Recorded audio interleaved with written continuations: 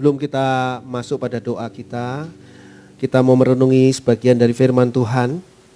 Tuhan Yesus memilih 12 muridnya. Dan itu Tuhan Yesus pilih dari begitu banyak orang yang kemungkinan oleh Tuhan Yesus dipilih menjadi murid Tuhan Yesus.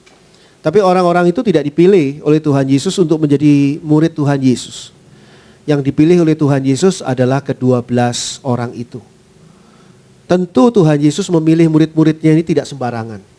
Tentu Tuhan Yesus memilih murid-muridnya ini dengan sebuah tujuan yang pasti. Dengan tujuan yang jelas. Tuhan Yesus memilih murid-muridnya ini dengan suatu harapan. Satu harapan yang besar yang akan dijalankan pada kehidupan murid-murid ini kelak menjadi rasul. Rasul yang nanti akhirnya akan membangun, melahirkan gereja-gereja Tuhan bersama kerja Roh Kudus. Ini adalah satu misi yang luar biasa. Jadi bukan cuma sekedar memilih 12 orang, bukan. Bukan cuma sekedar memilih teman untuk berjalan bersama dengan Yesus, bukan. Tetapi untuk mendidik mereka, untuk menyiapkan mereka, untuk menjadikan mereka kelak kemudian hari menjadi rasul-rasul yang membangun gereja-gereja Tuhan yang lalu berkembang sampai pada hari ini dengan luar biasa. Semua itu adalah hasil kerja dari para rasul. Tapi di antara calon rasul ini ada Yudas Iskariot yang sudah dipilih oleh Tuhan Yesus. Tetapi Yudas Iskariot yang dipilih oleh Tuhan Yesus tidak berjalan sesuai dengan rencana Tuhan Yesus. Tidak berjalan sesuai dengan pikiran Tuhan Yesus. Yudas Iskariot mempunyai pikiran sendiri, mempunyai rencana sendiri, mempunyai keinginan sendiri. Sehingga kita tahu kisahnya Yudas Iskariot menjual Yesus kepada musuh-musuh Tuhan Yesus. Yaitu memberitahu di mana Tuhan Yesus berada dan kapan Tuhan Yesus tidak sedang dikerumuni oleh banyak orang. Sehingga ketika Tuhan Yesus ditangkap tidak akan menjadi keributan. Dan Tuhan Yesus akan ditangkap dengan mudah karena tidak sedang dikerumuni oleh banyak orang pengikut Tuhan Yesus. Yudas Iskariot, murid Tuhan Yesus yang dipilih oleh Tuhan Yesus, calon rasul yang dipersiapkan oleh Tuhan Yesus, ternyata menjual Tuhan Yesus. Dia melakukan kesalahan. Dia melakukan kesalahan yang sangat besar. Dan setelah itu Yudas Iskariot sadar akan kesalahannya, menyadari kesalahannya. Dia tidak meminta ampun kepada Tuhan Yesus. Dia juga tidak meminta kepada Tuhan Yesus untuk memperbarui hidupnya. Tapi yang dilakukannya adalah dia membunuh dirinya. Sehingga Yudas Iskariot kehilangan kesempatan untuk melayani Tuhan. Kehilangan kesempatan untuk menjadi rasul yang sudah direncanakan oleh Tuhan. Tuhan Yesus tidak pernah berbicara kepada Petrus misalnya, Petrus kamu kelak kemudian hari akan menjadi rasul, tidak. Tapi Tuhan Yesus katakan kalau kamu mau mengikut aku, kamu akan menjala orang, bukan menjala ikan. Tapi kelak kemudian hari ternyata Petrus menjadi rasul yang besar. Jadi kita lihat di sini ada satu rencana Tuhan ketika Tuhan memilih kita untuk melayani Tuhan. Sekarang tergantung apakah kita mau berjalan dengan pikiran kita sendiri. Kita tidak mau peduli dengan rencana Tuhan di dalam mengangkat kita menjadi pelayan Tuhan. Kita menganggap ringan, menganggap enteng, menganggap tidak ada artinya. Ketika Tuhan mengangkat kita menjadi pelayan-pelayan Tuhan. Atau kita sangat menghargai kesempatan yang Tuhan beri. Saya mau baca satu bagian dari Kisah Para Rasul 1 ayat 15-17. Pada hari-hari itu berdirilah Petrus di tengah-tengah saudara-saudara yang sedang berkumpul itu. Kira-kira 120 orang banyaknya. Lalu berkata, "Hei saudara-saudara, haruslah genap nas kitab suci yang disampaikan Roh Kudus dengan perantaraan Daud tentang Yudas, pemimpin orang-orang yang menangkap Yesus itu. Dahulu ia termasuk bilangan kami dan mengambil bagian di dalam pelayanan ini." Jadi Yudas ini termasuk bilangan para murid Tuhan Yesus yang kelak kemudian hari akan menjadi rasul. Dan dikatakan ayat 17, dan mengambil bagian dalam pelayanan ini. Jadi Yudas adalah salah satu tim dari murid-murid Tuhan Yesus yang menjadi tim pelayanan murid-murid Tuhan Yesus. Tapi Yudas sudah bunuh diri setelah dia menyadari kesalahannya. Padahal dia adalah murid Tuhan Yesus yang dipilih oleh Tuhan Yesus sendiri, yang diangkat oleh Tuhan Yesus sendiri, berjalan bersama dengan Tuhan Yesus bersama-sama.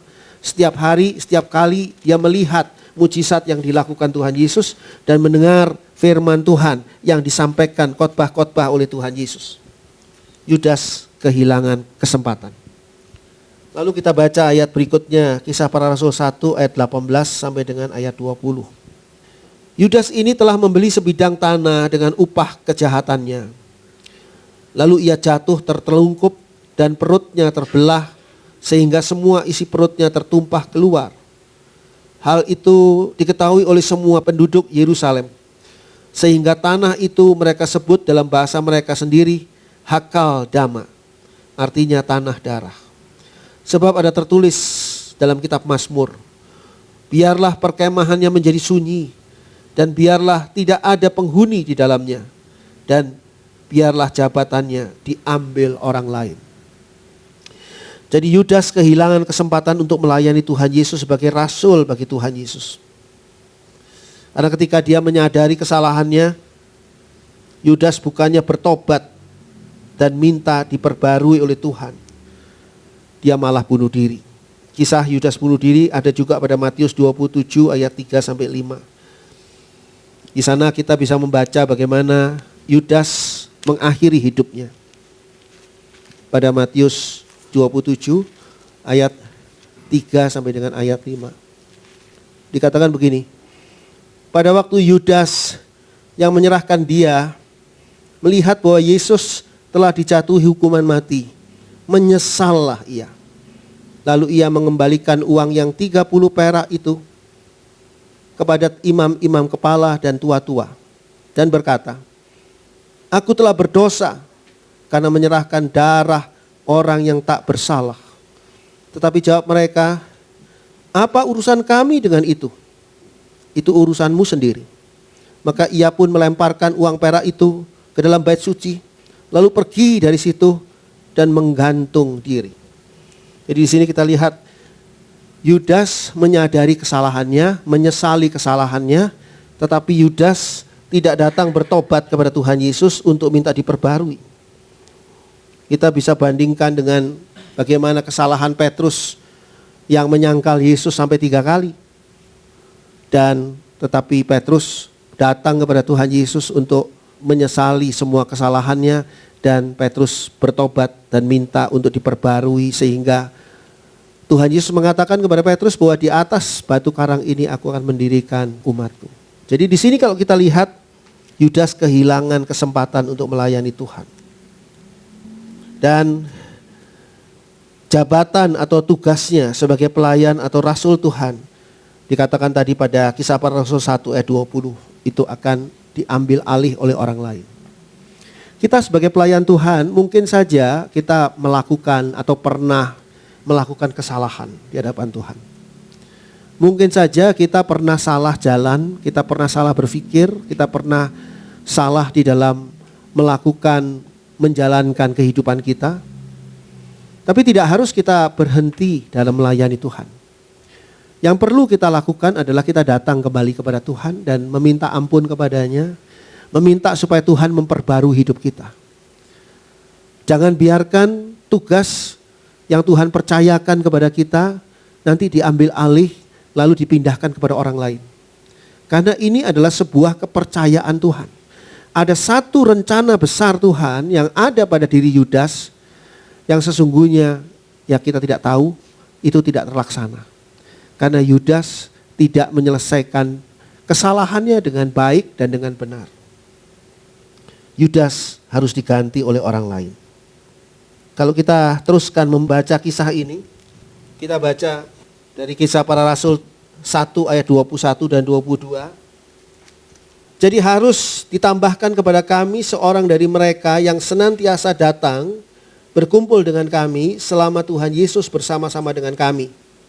Yaitu mulai dari baptisan Yohanes sampai hari Yesus terangkat ke surga meninggalkan kami. Untuk menjadi saksi dengan kami tentang kebangkitannya. Tuhan akan mengganti pelayan Tuhan yang kehilangan kesempatan. atau pelayan Tuhan yang menolak untuk melayani.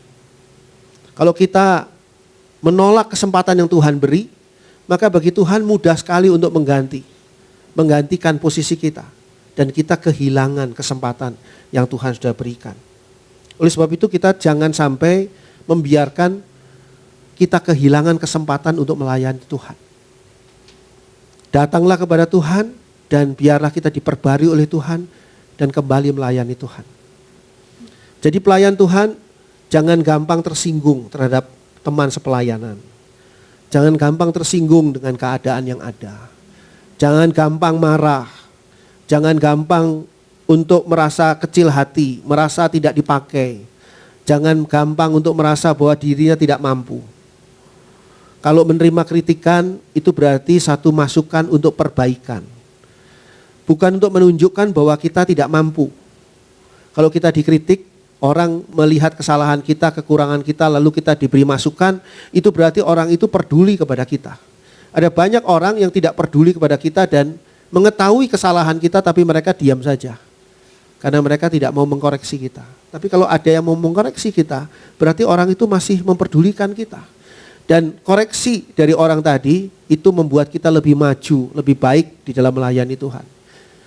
Kita dikoreksi dan ketika kita dikoreksi, ketika kita dikritik, ketika kita ditegur, ketika kita diberitahu pemberitahuan yang mungkin caranya kurang enak dan sebagainya, itu adalah dari Tuhan datangnya melalui orang itu. Kalau Tuhan tidak izinkan, kita tidak akan ditegur oleh orang itu, siapapun orang itu. Mungkin kita merasa bahwa orang itu tidak berhak untuk negur saya. Saya kan posisinya lebih tinggi dari orang itu. Dia kan orang baru kemarin sore melayani Tuhan, kok sok mengkoreksi saya.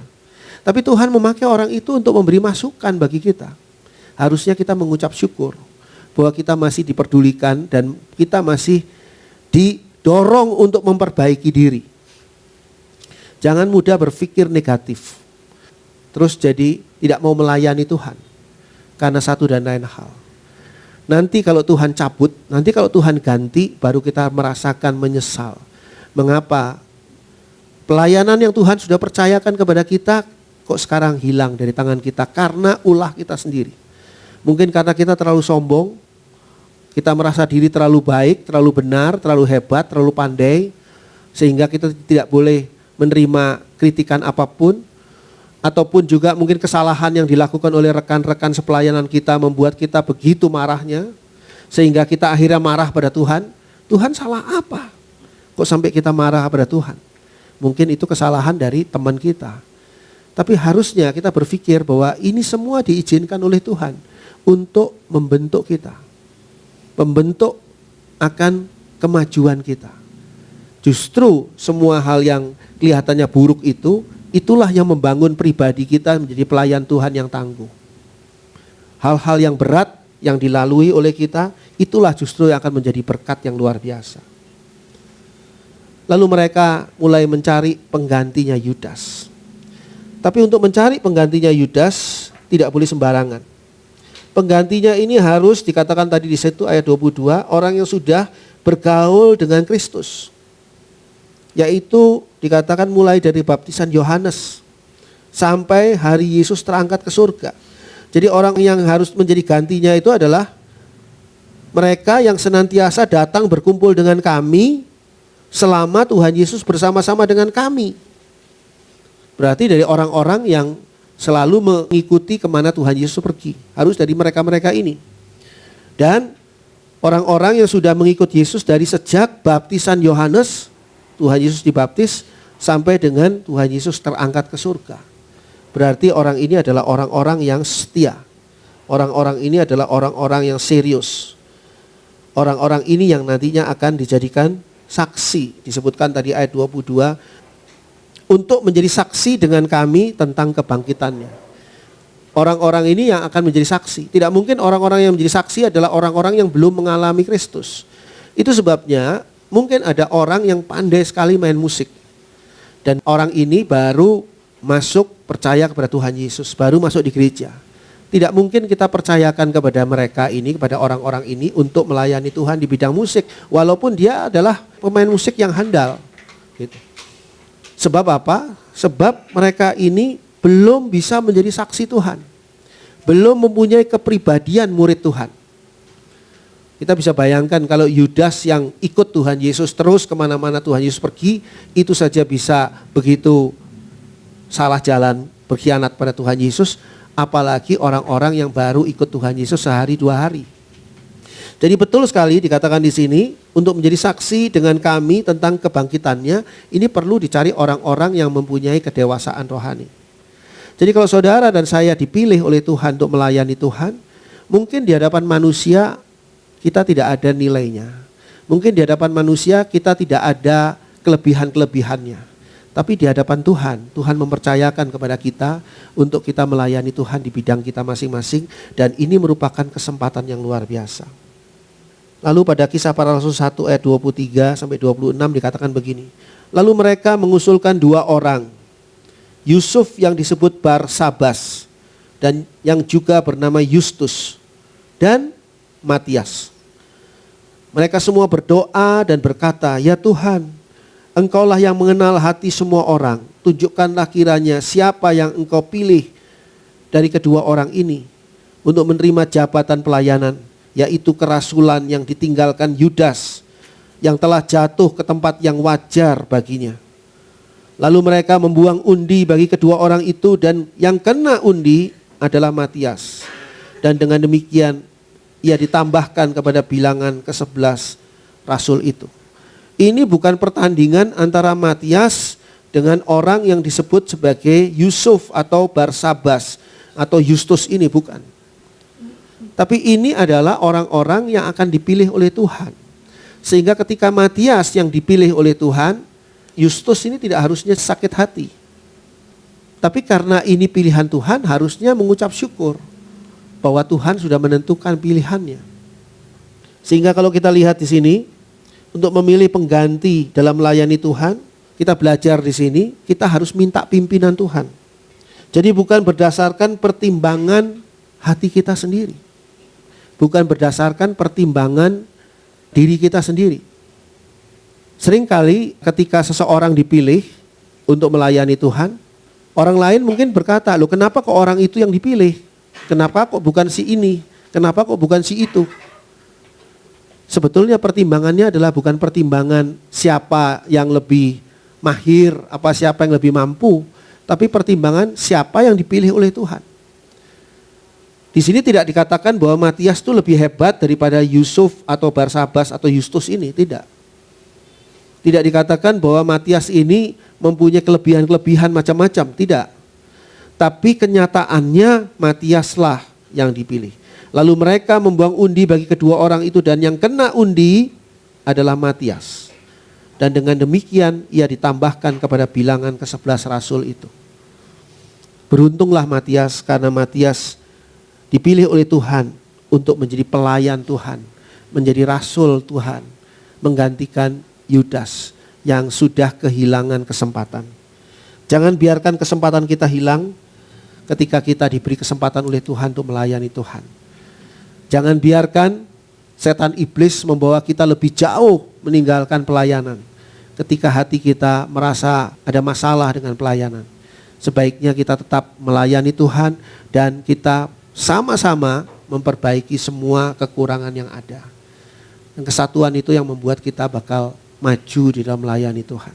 Karena ini kerja pelayanan. Saudara bisa bayangkan dari 12 rasul, hilang 1 orang, tinggal 11. Sebetulnya Petrus bisa saja tidak usah mencari siapa pengganti dari Yudas. Jalan aja dengan 11 orang. Tapi Petrus merasa bahwa 12 orang itu adalah angka yang diambil oleh Tuhan Yesus. Jadi 12 orang ini harus digenapi lagi oleh orang yang baru. Jadi Petrus tahu bahwa ini adalah suatu tim kerjasama. Kerjasama 11 dengan kerjasama 12 mirip-mirip lah sebetulnya. Tapi Petrus nggak mau. Petrus mau supaya seperti yang Tuhan Yesus mau. Yaitu kerjasama tim 12 dari murid Tuhan Yesus. Dan inilah Matias, beruntung dia dipilih oleh Tuhan. Sama seperti kita. Kita tidak punya kelebihan apa-apa. Kita tidak lebih unggul dari orang lain. Tapi kita dipilih oleh Tuhan untuk melayani Tuhan. Dan kita lakukan pelayanan ini dengan sebaik mungkin. Tuhan memberkati kita. Puji Tuhan.